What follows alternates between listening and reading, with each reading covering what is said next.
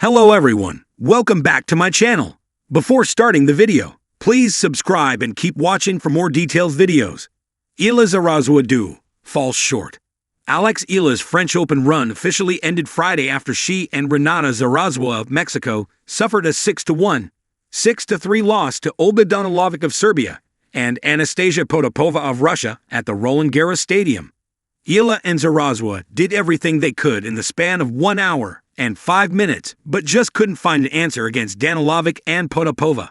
The Filipino-Mexican tandem previously defeated Emily Appleton of Great Britain and Yvonne Caal-Reimers of Spain 7-6, 6-4 last Tuesday in the first round, with Eala already eliminated in the women's singles after a 0-6, 6-2, 3-6 loss against Emiliana Arango last Sunday at the first round. She ended her first main draw stint as a professional tennis player. This is Eala's first ever Grand Slam since becoming a professional tennis player in 2020. Currently ranked at No. 73 in the Women's Tennis Association, the Rafael Nadal Academy has the privilege to enter in several elite competitions that are in the WTA 1000 or other Grand Slam events such as the Wimbledon Championships and the US Open. As long as Eala stays within the top 100 of the WTA, she can enter the main draw of Wimbledon on 30 June in London. Eala has yet to announce her next tournaments as she could earn points to improve her ranking. The crowd in Court 5 was a strange creature, buzzing like a swarm of wasps, tense yet hopeful, shifting in anticipation. Somewhere between the roars of Court Philip Chatrier and the elegance of Lenglen, Court 5 held its own drama, and today it was the stage for a story that might have been. Eala adjusted her visor under the Parisian sun. The dust of Roland Garros clung to her shoes, a mix of clay and regret. Across the net stood Renata Zarazua, her Mexican partner, pacing like a caged feline, flicking her wrist to stay loose.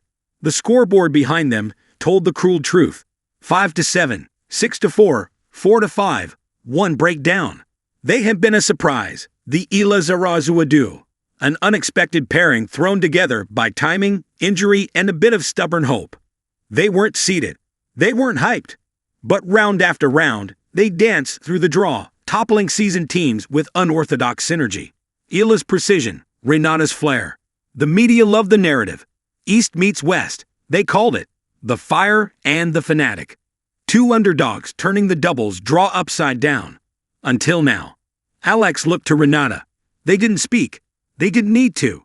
Renata gave a tiny nod, the silent language of athletes. One last push. The return came quickly. A deep serve down the tee. Eala lunged, slicing a backhand that barely kissed the tape but dropped in. The crowd gasped. The opponents, a German-Romanian pair, veterans of the clay, didn't blink. They moved like a mechanism, practiced, inevitable. A volley, a lob, a smash. Match point. Renata wiped her face. She was 30 now. Not old, but tennis old. The kind of age where every match felt like it could be your last good one. For her, this run had been a renaissance. A reminder of how it had once felt. The rush of the crowd, the weightlessness of victory. Whatever happens, she whispered to Alex. Remember this.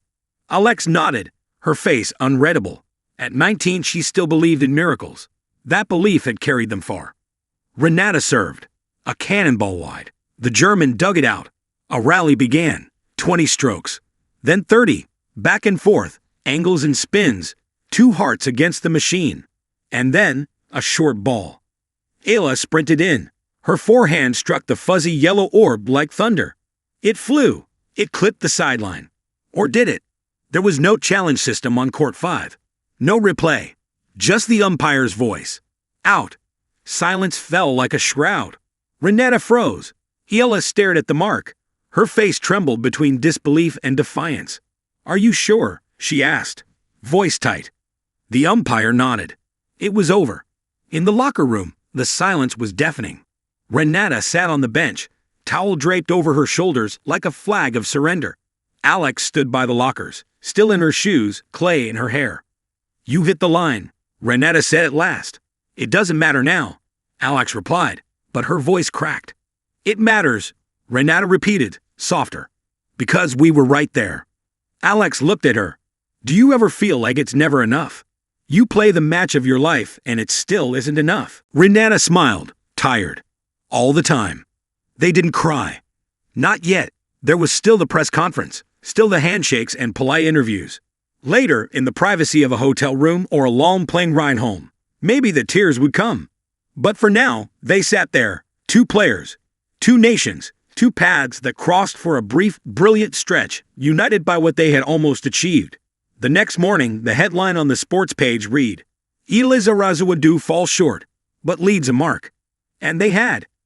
They had turned heads, lit up Court 5, brought kids to the gates with flags from the Philippines and Mexico, inspired messages from girls who now believed they could belong on that red clay too. Falling short in the end didn't mean failure. It meant they aimed high and came close enough to matter. Eala and Renata Zarazua were scheduled to compete together in the doubles event at the 2024 Kozer Jewelers Tennis Challenge in Landisville, Pennsylvania. However, the tournament was canceled due to weather conditions, preventing them from playing as a duo. Later, Eala and Zarazua faced each other in the singles quarterfinals of the ITF W100 Carry Tennis Classic in North Carolina. Eala won the first set 6-3 and led 4-2 in the second, but Zarazua rallied to win the next 4 games, taking the second set 6-4. Zarazua then dominated the third set 6-3, securing the match after 2 hours and 48 minutes. This match marked Eala's second consecutive quarterfinal exit in ITF W100 tournaments, having also lost in the quarterfinals of the W100 Landisville earlier. Alexandra Eala faced Renata Zarazua in the quarterfinals of the ITF W100 Carry Tennis Classic in North Carolina on August 15, 2024. Eala started strong, winning the first set 6-3 and leading 4-2 in the second. However, Zarazua rallied to win the second set 6-4 and then dominated the third set 6-3, securing the match in 2 hours and 48 minutes.